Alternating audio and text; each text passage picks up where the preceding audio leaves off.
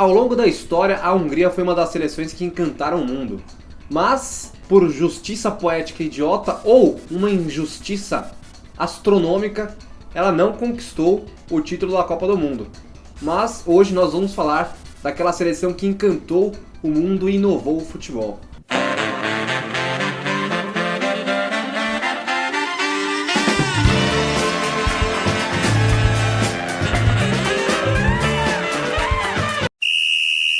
Para entender um pouco dessa revolução que a Hungria proporcionou ao futebol, é preciso lembrar que a Hungria modificou todo o esquema de jogo, aquele jogo que era popular na época, aquela distribuição tática. Então ela modificou esse sistema de jogo que era conhecido como WM. Ela acabou com isso. Só para entender um pouco, esse esquema WM era constituído por 3 zagueiros, 2 volantes, 2 meias e 3 atacantes. E o fantástico, genial treinador Gustav Sebes, que era encarregado da seleção na época, ele observou as limitações físicas do jogador Hidekuti, que era o atacante da Hungria naquela época, e acabou recuando ele para o meio de campo.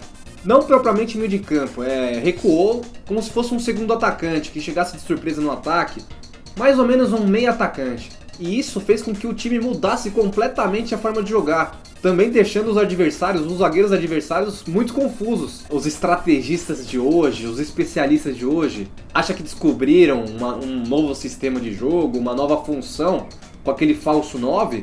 Repense, porque isso já existiu e a Hungria proporcionou isso. E assim surgia o esquema WW, ao invés do WM, que era muito costumeiro naquela época. Pensa-se que o futebol total, inventado lá nos anos 70 da Holanda, foi aquela inovação do futebol. A Hungria já tinha inovado antes com esse sistema novo, e esse foi um furacão total nos anos 50 da Hungria. Foi um absurdo, inovaram a forma de jogar. E quando a Hungria ficava sem a bola, eles faziam um sistema móvel de jogo que recuava o volante e fazia aquela famosa linha de 4. Essa linha de 4 que muito pensa-se que foi uma invenção dos anos 2000 para cá. A Lazio utilizou muito, com o Stan, falso lateral, jogando de zagueiro lateral, zagueiro defensor. Muito se fala que foi uma invenção moderna, né? Que na verdade essa Hungria do técnico Gustav Sebes, ela já tinha inovado. Sendo assim, o Brasil, observando essa tática nova da Hungria, admirou tanto que em 58 tentou adotar esse sistema de jogo. Quando sem a bola, fazia uma linha de 4 defensores, inclusive conquistando o título da Copa do Mundo de 58, que foi a primeira. Então essa Hungria de 54, além de inspirar o Brasil de 58 e fazer com que o Brasil fosse campeão do mundo, ela também serviu de inspiração para a Holanda de 74, com jogadores que não tinham posições definidas. O Cruyff poderia ser o atacante, o meia-atacante, o meia, ou o próprio meia central, que hoje é segundo volante. Então a Hungria também foi inspiradora para a Holanda de 74, que também encantou o mundo, mas infelizmente esse título não veio. Não veio para a Holanda e não veio para a Hungria. Claro que toda seleção, quando apresenta um futebol diferente, quando apresenta um futebol bonito, um futebol para frente, um futebol ofensivo, um futebol que encanta, claro que essa seleção tende a ter os melhores jogadores de cada posição, fazendo jus ao nome seleção, né? E todo mundo lá jogava muito, cada um na sua função, e não tinha registros de nenhum jogo na seleção da Hungria de 54, né? E a começar pelo Hidekuti, que a gente já citou. Ele foi considerado um dos melhores atacantes de todos os tempos. Ele fez parte dessa seleção fantástica da Hungria, que foi vice-campeã da Copa do Mundo, mas também fez parte da seleção da Hungria, conquistou as 2 medalhas olímpicas de ouro das Olimpíadas de 52 e 56. E um dos feitos memoráveis de Hidekuti foi ter feito um gol aos 43 segundos do primeiro tempo contra a Inglaterra, num amistoso que foi considerado o jogo do século.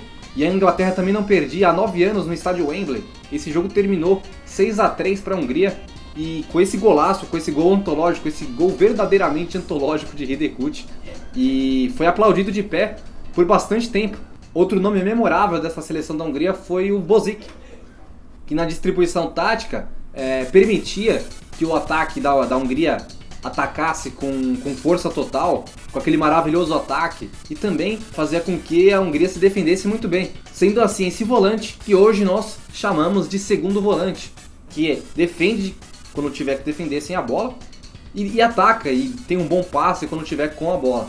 Ele também era amigo pessoal de Ferenc Puskás, e também foi o jogador que mais vestiu a camisa da Hungria com 101 aparições. Esse não preciso falar, é um daqueles jogadores que você não fala, você não tem o que falar, não tem palavras que descrevam a representatividade desse jogador. Ferenc Puskás é um dos intocáveis, é um dos monstros sagrados do futebol. Habilidoso, técnico, raçudo também, goleador. Foi um dos monstros, um dos gigantes do futebol. É um cara que dispensa apresentações. Tanto que o nome da premiação do gol mais bonito do futebol atualmente se deve ao nome de Ferenc Puskás. De tão genial que foi esse jogador. E era o símbolo principal daquela seleção de 54. O maior astro daquela seleção e um dos maiores jogadores de todos os tempos, se não o maior, junto com outros intocáveis do futebol. Essa Hungria que encantou o mundo, ela foi campeã de forma invicta nas Olimpíadas de 52. E só não foi campeã da Copa do Mundo de 54 por pura falta de sorte e por ter tido um gol mal anulado de Puskás, faltando 2 minutos para acabar o jogo. Sempre a Alemanha frustrando e tirando o sonho desse futebol que encanta, né? A Holanda de 74, a Hungria de 54, a Alemanha conquistou esses 2 títulos e acabou com o sonho. Então, como dizia uma música do Van Halen, The Dream is over, o sonho acabou. E o sonho acabou mesmo, porque a Hungria, eu não vejo perspectiva alguma de voltar sequer a disputar uma Copa do Mundo, infelizmente. Eu não sei o que aconteceu com a Hungria, mas certamente ela faz muita falta ao futebol.